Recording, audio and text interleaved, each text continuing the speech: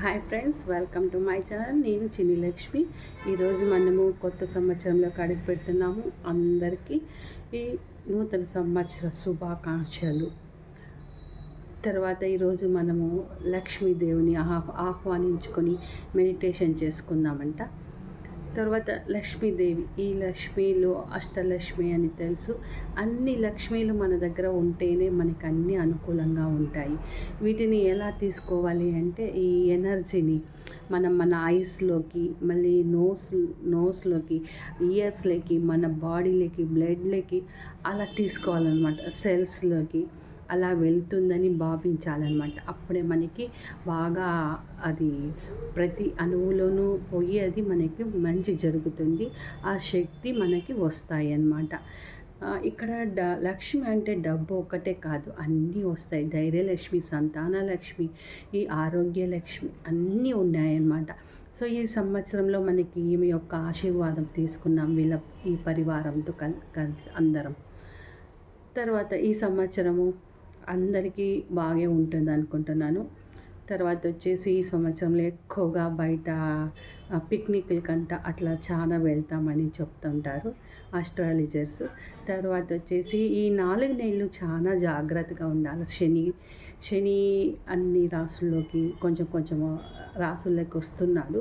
So అట్లా మనకి కర్మకారకుడు అనమాట. కర్మలను మనకి ఇప్పుడు కరెక్ట్గా చేసేస్తాడు. సో ఆయన్ని మనం ప్రసన్నం చేసుకోవాలంటే మనము కరెక్ట్గా ఉండాలి. అంటే ప్రొద్దునే లేవాలి, ఎక్కువ వాకింగ్ చేయాలి. శ్రమ చేసే వాళ్ళకి ఆయన ఏమీ హాని చెయ్యడనమాట. సో అలా వాకింగ్ చేయడం, ఎక్కువ నడచడం ప్రొద్దుననే కాదు, నడవడమే ఒక ఇదిగా పెట్టుకోవాలన్నమాట. సో అలా తర్వాత వచ్చేసి సేవ చేయడం, పేదవాళ్ళకు అలా సేవ చేయడం అన్నమాట. ఇంకా పుణ్యకార్యాలు చేయడం, ఎక్కడన్నా ఏదైనా జరుగుతుందంటే పోయి అక్కడ హెల్ప్ చేయడం, ఇలాంటివన్నీ చేస్తే మనం శని యొక్క ప్రభావాన్ని తగ్గించుకోవచ్చు. సో తర్వాత లిక్విడిటీ క్యాష్ కూడా కొంచెం ఇట్లా పెట్టుకోవాలి. ఇవి ఈ సంవత్సరంలో కొంతమంది చెప్పిన జ్యోతిష్యంలో చెప్పినవి. సో మీరందరూ శని యొక్క అనుగ్రహాన్ని పొందుతారని ఆశిస్తూ లక్ష్మీదేవిని ఆహ్వానించుకుందాం.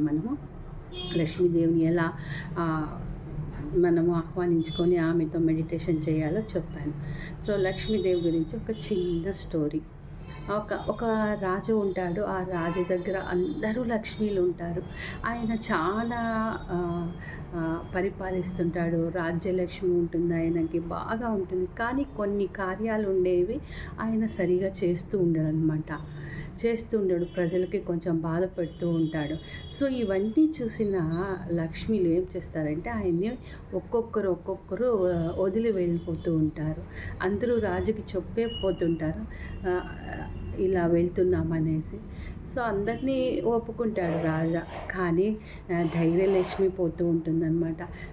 తను కూడా అందరూ వెళ్ళిపోయారు, నేను కూడా వెళ్ళిపోతానని ఆమె చెప్తుందన్నమాట. అప్పుడు రాజు అంటాడు, అమ్మ తల్లి, ఇన్ని రోజులు నీ ఉన్నావని ధైర్యంతోనే నేను ఉన్నాను. నీవు ఉంటేనే నాకు మంచి జరిగేది అని చెప్తాడనమాట. అప్పుడు ధైర్యలక్ష్మి ఒప్పుకొని అక్కడే ఉంటుంది. సో ధైర్యలక్ష్మి అక్కడ ఉన్న చోట మళ్ళీ మిగిలిన లక్ష్మీలందరూ అక్కడికి వచ్చేస్తారనమాట.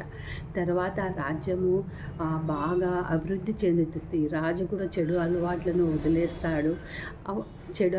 వదిలేసి ప్రజలను బాగా చూసుకుంటాడనమాట. ఇది అందరికీ తెలిసిన స్టోరీనే. సో ఈరోజు రివిజన్ చేసినాను. ఓకే, ఇప్పుడు మనము మంత్రం చెప్పుకుందాం. మంత్రం వచ్చేసి లక్ష్మీది శ్రీ రాజీ అనేది ఒక 108 సార్లు అలా చెప్పుకుందాము. సో మెడిటేషన్లో కూర్చున్నాము. మనము ఆ లక్ష్మిని మనలో ఆహ్వానించుకున్నాము. ప్రతి దాంట్లోన మనం ఆహ్వానించుకుందాం. మన బాడీలోన ఎక్కడైనా పెట్టుకోవచ్చు.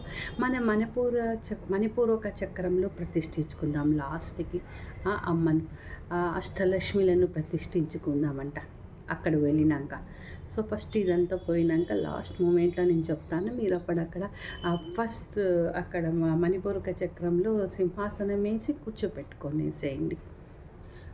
Okay, let us start. Cross your hands,